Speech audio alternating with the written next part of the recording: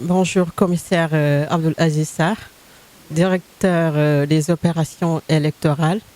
Merci beaucoup de nous avoir accordé cette interview à la suite des élections législatives anticipées du dimanche 17 novembre 2024.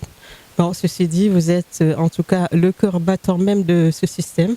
Alors, après 48 heures, que retenir de ces élections? Merci, madame. Nous ne pouvons, après 48 heures des élections, que rendre grâce à Dieu et prier pour son prophète, paix et salut sur lui.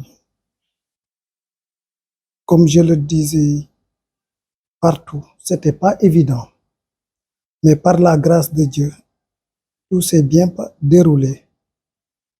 Le peuple sénégalais a exprimé son choix et le lendemain, lundi, tous les citoyens se sont levés pour vaquer tranquillement à leurs occupations. Je pense que c'était le but escompté et vraiment nous tirons un bilan très satisfaisant du déroulement. Alors, on a vu que vous n'aviez pas eu assez de temps, en tout cas, pour vraiment organiser ces élections. Comment est-ce que vous vous êtes déployé pour couvrir et satisfaire autant de candidats? On avait 41 candidats qui devaient compartir au niveau national et au niveau de la diaspora sénégalaise. Vous avez couvert au total 8 départements au niveau de la diaspora et 46 au niveau national. Comment est-ce que le travail a été fait? Merci, madame. Au niveau de l'articulation institutionnelle du système, nous avons à l'intérieur du pays les services centraux et les services déconcentrés. Donc, on a 46 départements où on travaille avec les préfets, les sous-préfets et les gouverneurs pour la coordination. À l'extérieur du pays, les Sénégalais votent dans 50 pays, mais on ne peut pas avoir 50 interlocuteurs directement. C'est pourquoi ces pays sont classés par département. Et on a à l'extérieur 8 départements. Et dans chaque département, il y a ce qu'on appelle des juridictions et des pays. Donc, ce qui nous permet vraiment de se déployer beaucoup plus facilement à l'extérieur. Mais c'est une architecture institutionnelle bien connue. Donc, nous, on ne fait que mettre en œuvre les actions qui doivent être menées. On va peut-être discuter d'une question qui tracasse beaucoup de Sénégalais lambda qui nous suivent aujourd'hui. Vous êtes, en tout cas, comme je le dis, le cœur battant même de ces élections. Sans vous, on peut dire qu'un concitoyen, on allait aux urnes pour voter. Vous déployez tout ce qui est logistique et matériel. Parlons de matériel, c'est-à-dire de la conception jusqu'à la distribution du matériel qui est composé des bulletins. Alors, commissaire, excusez-moi, parlons des bulletins. Comment est-ce que vous avez suggéré à imprimer autant de bulletins pour 41 listes et respecter les couleurs? Comment est-ce que ça se passe pour que les Sénégalais lambda puissent comprendre exactement? Effectivement, ce n'est pas un travail facile. Mais au préalable, je tenais à expliquer que c'est vrai que c'est la direction des opérations électorales qui est vraiment la cheville ouvrière. Mais ici, à la direction générale des élections, il y a vraiment une synergie d'action. À chaque fois qu'il y a une opération électorale donnée ou une activité de sensibilisation et de formation donnée. Donc, on fait une mutualisation de nos forces. Si vous voyez l'effectif que la DGE compte aujourd'hui, ça paraît invraisemblable que l'on puisse organiser des élections parce qu'on travaille avec une cinquantaine d'agents, cadres et agents confondus, un personnel de 50 personnes. Donc souvent, pour les aspects logistiques, on fait recours à des manutentionnaires qui viennent nous appuyer. Mais quand même, ce sont les éléments du service qui gèrent quand même les grands axes de nos activités. Ceci étant, relativement à la production des bulletins, j'avoue que ce n'était pas du tout facile. Et grâce à la vision du directeur général des élections, à son soutien, à ses orientations, on a pu effectuer d'abord un travail de déblayage avant même que la commission ne soit instituée. On savait que réellement, il y a élection parce que le président a dissous. Mais pour les bulletins, nous savions que la flambée des risques était possible. Parce que l'article L175 du Code électoral prévoyait pour les élections anticipées le maintien de la caution, de la dernière caution des dernières législatives. Comme c'était à 15 millions, on était sûr que c'était à la portée de beaucoup de personnes. L'autre filtre qui était le parrainage était levé par l'avis donné par le Conseil constitutionnel en disant que les délais impartis pour une élection anticipée étaient incompatibles avec les délais du parrainage. Donc, le parrainage était écarté. Il ne restait que le filtre relatif à la caution qui était de 15 millions. 15 millions, ce n'est pas énorme. Donc, nous savions qu'il y avait un risque vraiment d'une pléthore de listes. C'est pourquoi très tôt, le DG nous a demandé de faire le travail de terrain qu'il fallait pour voir est-ce qu'il y avait la disponibilité du papier. Parce que c'est un élément important. Non seulement on a discuté avec les imprimeurs, mais on a discuté avec les grands fournisseurs de papier du pays pour voir. Ça, c'était un travail de l'ombre. On a fait des prospections dans beaucoup d'imprimeries pour jauger de la capacité technique de pouvoir imprimer tous ces bulletins. Donc ça, c'était le travail de terrain qu'il fallait d'abord. Ensuite, donc, il y a le travail de la commission de réception des dossiers de candidature qui, normalement, sur la base des dispositions du Code, a procédé à l'instruction des dossiers de candidature. Et à l'issue, on avait reçu 46 listes et 41 ont été déclarées recevables. Les autres irrecevables en raison d'éléments définis dans l'article L178 qui est relatif à l'incomplétude, qui est relatif à la non-respect des dispositions de l'article L149 ou non-dépôt de l'attestation et de la caution, entre autres. Donc, à la suite de des travaux de la commission, le ministre de l'Intérieur a procédé le lundi 7 à la publication des listes recevables et il y avait un délai imparti pour le contentieux. Et c'est à sa suite qu'on a commencé véritablement les travaux d'infographie. On n'avait que 25 jours après. On a procédé à l'infographie. On a anticipé sur les conflits de couleurs. Donc ici, dans mon bureau, on a exposé tous les bulletins et ayant observé des similitudes, on a appelé tous les mandataires pour procéder à quelques nuances pour pouvoir distinguer les différents bulletins.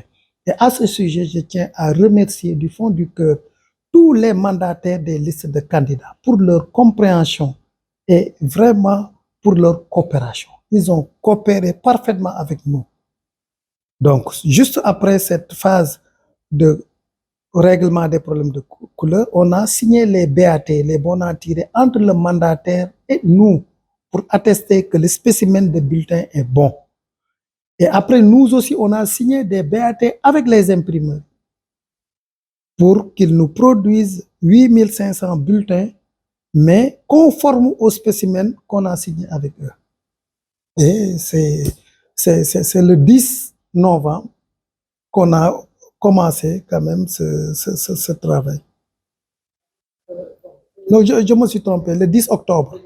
Le 10 octobre, l'impression des bulletins se sont bien déroulées. Vous avez imprimé, vous l'avez dit, 8 500 bulletins par candidat. Bon, ces bulletins ont été déployés accompagnés de matériel. Qu'est-ce qu'on comprend en général comme matériel électoral? Oui, comme matériel électoral, il y a ce qu'on appelle, il y a la nomenclature du matériel qui est constitué des urnes. Il y a les urnes, il y a les bracelets de scellement pour les isoloirs. Pour les urnes, il y a les ciseaux, il y a les rideaux d'isoloir, il y a les bâtonnets de cire, il y a les tampons d'encre rouge, il y a les lampes dateurs, les piles de lampes, il y a les pelotes de ficelle, il y a les différents cachets, il y a les rouleaux de ruban adhésif, il y a les isoloirs eux-mêmes. Donc, il y a tout un matériel que l'on donne aux que l'on met à la disposition des bureaux de vote.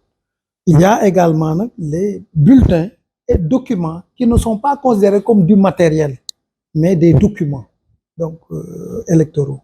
Vous avez cité toute une liste, en tout cas. Est-ce que dans chaque bureau de vote au Sénégal, ces listes matérielles ont été bien représentées? Dans tous les bureaux de vote, tout le matériel électoral, ce que j'ai cité, plus l'encre indélébile, on donne pour chaque bureau 2 flacons d'encre indélébile. Tout était à point 7 heures du matin le jour du scrutin. Et ce n'est pas nous qui le disons, mais c'est la Sénat qui dit que tout pour la mise en place du matériel électoral complet à temps, 99,1%. Alors, tout ce dispositif concernant la logistique, l'impression, c'est un coût. Oui, c'est un coût parce qu'en réalité, le bulletin est vendu et imprimé à 31 francs l'unité.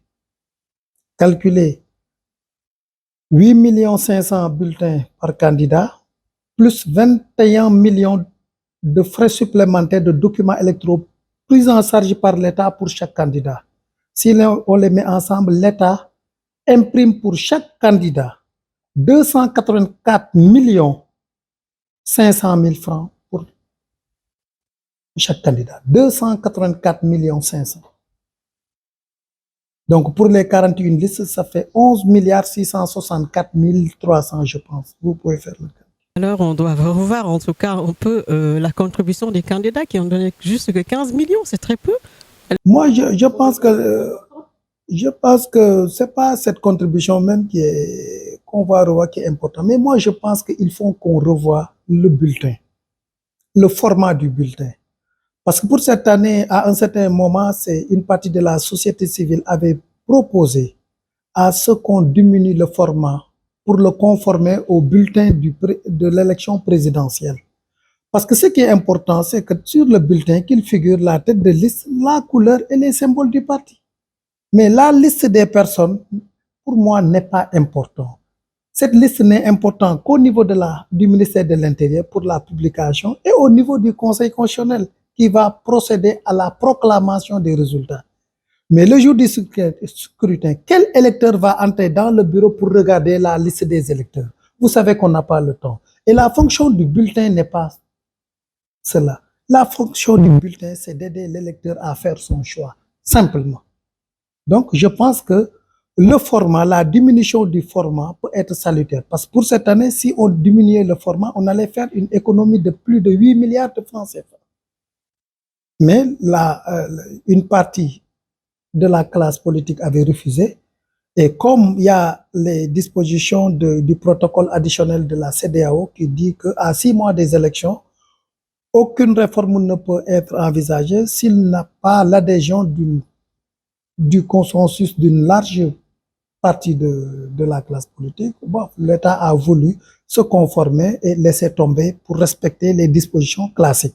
Mais je pense qu'à l'issue, après cette élection, ces élections législatives anticipées, les acteurs politiques ont intérêt à revoir cette situation. Parce qu'on ne peut pas mettre autant d'argent dans l'impression des bulletins, alors qu'on peut procéder au choix avec d'autres procédés beaucoup moins chers quand même, beaucoup moins chers. Dans beaucoup de pays de la sous-région, on utilise le bulletin unique. Mauritanie et beaucoup d'autres pays. Donc, je ne vois pas pourquoi on s'entête à toujours insister sur les bulletins multiples, surtout les formats A4, qui, au-delà, justement, et au-delà de cette difficulté-là, il y a beaucoup d'autres difficultés. Les gens pensent simplement au coût du bulletin, mais calculer le coût aussi du transport des bulletins.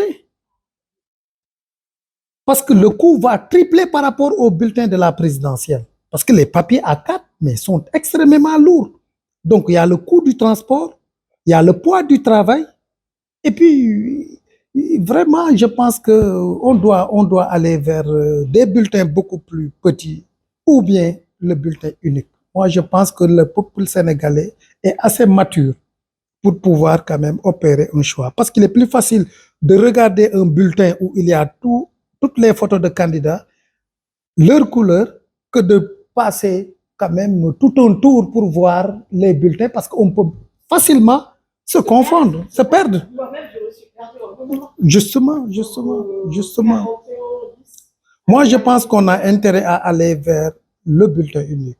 Non seulement il y aura une économie substantielle, il y aura plus de caisses poubelles, parce qu'il y aura plus de caisses poubelles avec les bulletins uniques. Donc, c'est encore une partie du coût qui sera élaguée. Également, le coût du transport sera minoré parce qu'on ne va produire que, par exemple, 8 500 000 bulletins, tout court, pour tout le Sénégal, 8 500 000. Au lieu de 8 500 000 multiplié par 41 listes. Je pense que ça, c'est un message très fort que vous avez lancé aux acteurs politiques et qui vont en tout cas l'entendre et le valider à la suite, en tout cas, de l'évaluation de ces élections. Sur ce, vous êtes aussi tenu de veiller à la sérialité du fichier électoral. On a vu qu'il n'y a pas eu, en tout cas, de retouche, il n'y a pas eu de révision. Pourquoi il n'y a pas de révision d'abord? En vérité, il y a l'article L37 du Code électoral qui dit que s'il y a une élection législative anticipée et que le temps ne le permet pas, donc on va à l'élection ou aux élections avec le fichier de l'année en cours. On sort d'une élection présidentielle il y a 7 mois, donc il y a un fichier qui a été quand même consolidé par une révision exceptionnelle. Le temps imparti pour les élections était de 2 mois. Vous savez que vraisemblablement, on ne pouvait pas organiser de révision exceptionnelle. Parce que pour une révision exceptionnelle, non seulement il faut d'abord prendre les actes réglementaires qu'il fallait d'abord, le décret, les arrêtés, le matériel électoral, définir le temps pour les opérations, le temps pour le contentieux, donner à la direction de l'automatisation des fichiers le temps pour traiter les dossiers. Après, il y aura une proclamation provisoire des listes de mouvement, il y aura une période de consolidation. Après, il y aura une période de production des cartes d'électeurs issues de ces révisions. Vous pensez que ça on le faire avec toutes les autres opérations électorales qui doivent être déroulées? Je ne pense pas. Alors, en vous suivant, il n'y a pas d'inquiétude, en tout cas, de se plaindre de la célérité de ces élections législatives anticipées? Oui, en tout cas, on a fait sous vraiment la vision éclairée du directeur général qui a mis tous les moyens à notre disposition et qui a eu une écoute permanente. On a pu dérouler de manière très efficace et parfois même très efficiente, je dis bien, toutes les opérations électorales. Parce que pour le matériel électoral, on pouvait à chaque élection acheter le matériel électoral indiqué. Mais on a une doctrine d'action fondée sur l'efficience qui fait qu'après chaque élection, on fait des missions de ramassage de tout le matériel électoral qui peut être encore utilisé. À ce jour, est-ce que cette mission est en cours? Non, on va le faire après. On laisse les autorités administratives un peu se reposer parce qu'ils ont le matériel. À la fin de l'opération, donc on leur restitue tout le matériel. Nous allons organiser des missions de concert avec eux pour récupérer, remonter tout le matériel à l'École nationale de police où on a là-bas un grand magasin. On va procéder au nettoiement,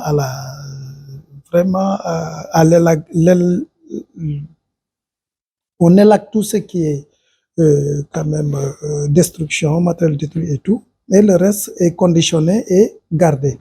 Donc à la prochaine élection, on utilise ce matériel. Donc je pense que c'est un gage d'efficience et même d'efficacité. Parce que si on ne l'avait pas fait après l'élection présidentielle, on allait avoir des difficultés même pour quand même organiser ces élections. Parce que dès la semaine du 24 septembre, nous, on a convoyé tout le matériel électoral à l'intérieur du pays. Le 24 septembre, j'ai dit. Oui. Parce que le matériel était déjà là, il fallait organiser des missions pour les amener. C'est ce qu'on a fait. Même pour les bulletins, on n'attend pas toujours quand même la livraison de tout le matériel pour procéder à l'éclatement. Non. Nous, on a une doctrine d'action consistante. D'abord, à toujours évacuer le matériel de l'étranger. C'est pourquoi lorsqu'on a signé les BAT le 10, le 11, l'impression a démarré. Et le 15, les bulletins de l'extérieur étaient produits. On avait imparti 5 jours aux différentes imprimeries de livrer le matériel de l'étranger. Et ce qui fut fait. Donc, on a rapidement, avec les opérateurs que sont DHL et FedEx, expédié le matériel de l'étranger. Et pour les bulletins de l'intérieur, parce qu'on a déjà acheminé le matériel électoral, on a toujours une pratique qui consiste à d'abord envoyer les bulletins des régions les plus lointaines, que ce soit Ziguinchor, Sédhiou, Kolda et tout. Donc, et après, c'est Matam, Tamba, Saint-Louis. On revient au centre, Kaolack, Kaffrine, Thiès, Diourbel et après Dakar. C'est vraiment ce qu'on a fait. Et de manière progressive, chaque fois qu'on recevait des bulletins, on procédait à l'éclatement. Ce qui a fait que presque 3 à 4 jours avant les élections, l'essentiel du bulletin était parti. Il fallait simplement laisser les autorités administratives procéder à l'éclatement. Et lorsqu'il y a eu un certain nombre de manquements, ça nous a permis de les résorber très rapidement avant le scrutin. Je dirais qu'il est inhumain. Les moyens ne sont jamais suffisants. Ne sont jamais suffisants. Mais on loue les efforts des autorités étatiques, du directeur général. Donc, chaque fois qu'on a exprimé des besoins, ils ont été satisfaits à temps. Mais je pense que la clé du réussite, c'est l'engagement des éléments. Que ce soit les éléments, le personnel de la DGE, que les manutentionnaires, c'est-à-dire le personnel ad hoc qui a été utilisé. Donc, ils ont fait preuve de beaucoup d'engagement, beaucoup de patriotisme pour ces élections. Parce qu'ils travaillaient jusqu'à 4 heures du matin pour recommencer à 9 heures. Tu les rencontrais, vraiment, ils ne tenaient pas. Moi, j'ai attrapé une grippe presque pendant 15 jours. Et chaque jour, j'étais au bureau. Je prenais mes médicaments ici parce que je ne pouvais pas me coucher. Idem pour le DG, idem pour les autres.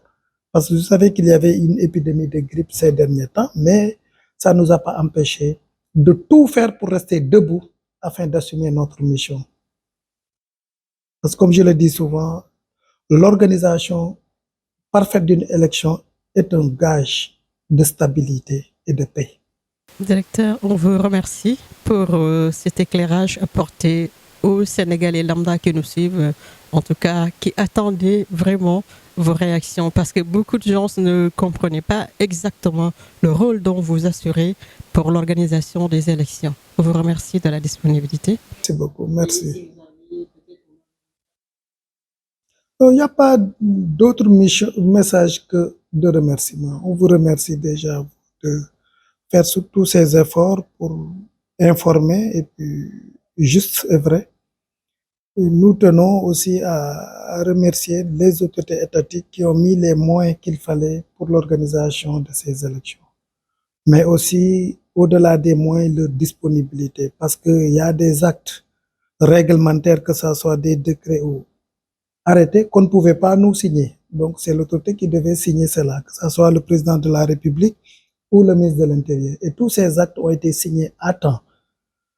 En ce qui concerne les opérations électorales proprement dites, je tiens à remercier le directeur général des élections.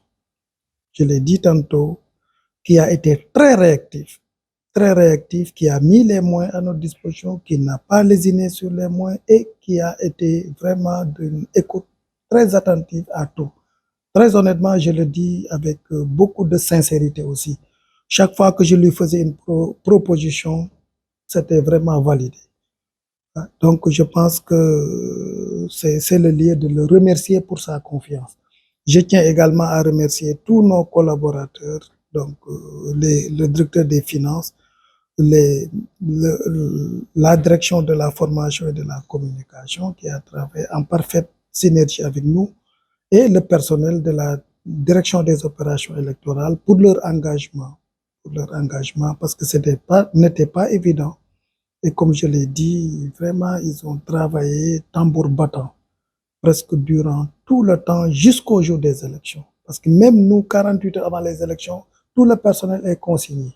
Pour vous dire encore une fois, la mesure, l'ampleur de la mission. Mais vraiment, je remercie tout le monde pour leur coopération, leur engagement et leurs esprits patriotiques.